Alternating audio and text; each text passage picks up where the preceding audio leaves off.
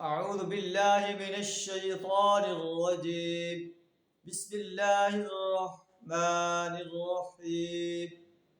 والصافات صفا فالزاجرات زجرا فالتاليات ذكرا إن إلهكم لواحد رب السماوات والأرض وما بينهما ورب المشارق صدق اللہ العظیم. سورہ الصافات کی پہلی 5 آیات آپ کے سامنے تلاوت کی. سورہ الصافات مکی صورت. مکی صورتوں کے اندر توحید و رسالت اور آخرت پر بڑے مدلل انداز سے بیان فرمایا گیا. اس صورت کے اندر حضرت ابراہیم علیہ السلام کا واقعہ بیان فرمایا گیا ہے، نوح علیہ السلام کا، یونس علیہ السلام کا، موسیٰ علیہ السلام کا.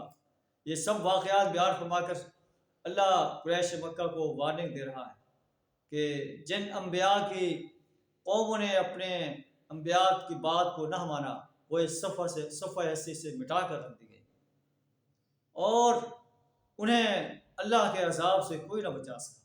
اللہ نے اپنے پیغمبروں کی، اپنے رسولوں کی مدد کی.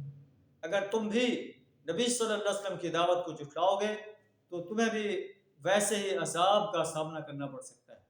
اللہ اپنے رسول کی مدد فرمائے گا. اور پھر اللہ فرماتا ہے کہ فرشتوں کی قسم کھا کر اللہ ارشاد فرما رہا ہے والصافات صفا، قسم ہے قطار در قطار صف باندھنے والوں کی، فالزاجرات زجرا، پھر ان کی قسم جو ڈانٹنے اور پھکارنے والے، فالتالیات ذکرا، پھر ان کی قسم جو کلام نصیحت کو سناتے ہیں. ان الہکم لواحد، تمہارا معبود حقیقی بس ایک ہی ہے، وہ اللہ ہے. ایک اللہ کی پرستش کرو، ایک اللہ کی بندگی کرو، ایک اللہ کی اطاعت کرو، ایک اللہ کی حاکمیت کو تسلیم کرو، ایک اللہ کو پکارو، ایک اللہ سے دعا مانگو. جو اللہ آسمان و زمین کا بنانے والا ہے، آسمان سے بارش برسا کر زمین سے نباتات پیدا کرنے والا ہے. رب السماوات والارض وما بینہما ورب المشارق، جو آسمان و زمین اور اس کے درمیان جو کچھ ہے اس کا رب ہے، اور مشارق و مغارب کا رب ہے. اللہ تعالیٰ ہمیں اپنی وحدانیت کا صحیح شعور عطا فرمائے، یوم حساب پر پختہ یقین رکھنے کی توفیق عطا فرمائے، نبی صلی اللہ علیہ وسلم کی رسالت پر پختہ یقین رکھنے کی توفیق عطا فرمائے. وآخر دعوانا ان الحمد للہ رب العالمین.